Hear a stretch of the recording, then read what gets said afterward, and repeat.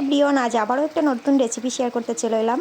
এখন যেহেতু বৃষ্টির সিজন আর বাজারেও কিন্তু প্রচুর কই মাছ উঠেছে, তো অভিজ্ঞ কই মাছ নিয়ে এসেছিলো আর আমি আজকে করব কই মাছের ঝাল। তো চলো প্রথম থেকেই শুরু করি। এখানে আমি কইগুলোকে ভালো করে কেটে ধুয়ে পরিষ্কার করে নিয়েছিলাম আর সব কই মাছগুলোতে ছিল ডিম, তো ডিমগুলোকে আমি বের করে নিয়েছিলাম। এবার লবণ আর হলুদ দিয়ে দিচ্ছি, দিয়ে মাছগুলোকে ভালো করে মেখে নিচ্ছি।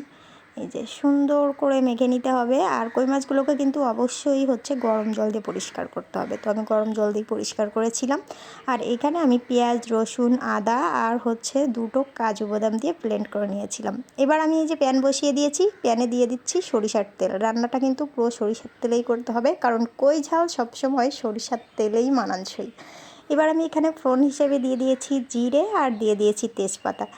তো জিরেগুলো একটু পোড়া পোড়া হয়ে গেলে এবার আমি এখানে যে মশলাগুলো ব্লেন্ড করে রেখেছি ওগুলো কিন্তু দিয়ে দিলাম। দেওয়ার পরে এখানে একে একে আমি অন্যান্য মশলা অ্যাড করব। তো প্রথমেই দিয়ে দিয়েছি লবণ, তারপরে দিয়ে দিচ্ছি হলুদ গুঁড়ো।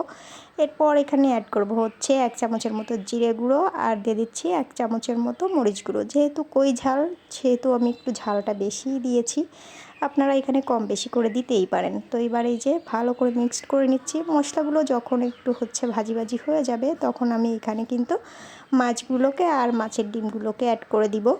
আর কই মাছ কিন্তু এরকম কাঁচা রান্না করলে বেশি ভালো লাগে, যেহেতু কই ঝাল করতেছি। আপনারা চাইলে ভাজি করে রান্না করতে পারেন, বাট ভাজি করলে কিন্তু মাছগুলো শক্ত হয়ে যায়, খেতে ভালো লাগে না। তার জন্য এই যে মশলার ভিতরে দিয়ে একটু সময় ধরে কষিয়ে নিলেই কিন্তু পুরো ভাজির মতোই হয়ে যাবে।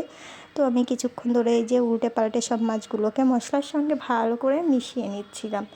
সব মাছগুলোকে এই যে মশলার সঙ্গে মেশানো হয়ে গেলে এরপর আমি কিন্তু এখানে জল অ্যাড করব। তো এই যে আমার সব মাছগুলো কিন্তু সুন্দর করে মশলার সঙ্গে মিশিয়ে নিয়েছিলাম। এবার আমি এখানে জলটা অ্যাড করতেছি। তো আমি যে গামলায় মাখিয়েছিলাম ওই গামলাতে করে জলটা দিয়েছি, যার জন্য কালারটা হলুদ দেখাচ্ছে। আপনারা আবার অন্য কিছু ভাববেন না। এরপর ঢাকা দিয়ে রেখেছিলাম। তো 10 থেকে 15 মিনিট ঢাকা দিয়ে রেখেছিলাম। এবার ঝোলটা কিন্তু কমে গেছে। আমি ঢাকনাটা সরিয়ে এখানে কিন্তু দিয়ে দিলাম গরম মশলাগুলি, আর উপর থেকে ছড়িয়ে দেবো ধনিয়া পাতা। তো এই যে ধনিয়া পাতাগুলো দিয়ে দিলাম। এবার কই মাছগুলোকে আলতোভাবে একটু নেড়ে চেড়ে দিব, কারণ মাত্রই গরম মশলাগুলো দিয়েছি। গরম মশলাগুলো সুন্দরভাবে যেন মিশে যায় ঝোলের সঙ্গে, যার জন্য কই মাছগুলোকে এই যে উল্টে একটু আলতো করে নেড়ে চেড়ে দিচ্ছি। তো এই তো নেড়েচেড়ে দিলাম, 2 মিনিটের মতো রাখবো, যেহেতু মাত্রই গরম মশলা দিয়েছি। আর এই যে উপর থেকে নামানোর আগে দিয়ে দিতে হবে সরিষার তেল। আর এই সরিষার তেলের ফ্লেভারটা কিন্তু নামানোর পর পর্যন্ত থাকবে, মানে যতক্ষণ না আপনি খাবেন ততক্ষণ পর্যন্ত এই ফ্লেভারটা থাকবে। তো এরকমভাবে কিন্তু নামানোর আগে সরিষার তেল অবশ্যই দিতে হবে কই ঝালে। তো এবার নামিয়ে দেখাচ্ছি। এই তো আমার কই ঝাল রেডি হয়ে গেল। তো কেমন লাগলো এই সহজ রেসিপিটা তোমাদের কাছে অবশ্যই কিন্তু জানিও বন্ধুরা। যদি ভালো লাগে তাহলে লাইক, কমেন্ট অ্যান্ড শেয়ার করে দিও। দেখা হবে নতুন কোনো রেসিপি নিয়ে। টাটা।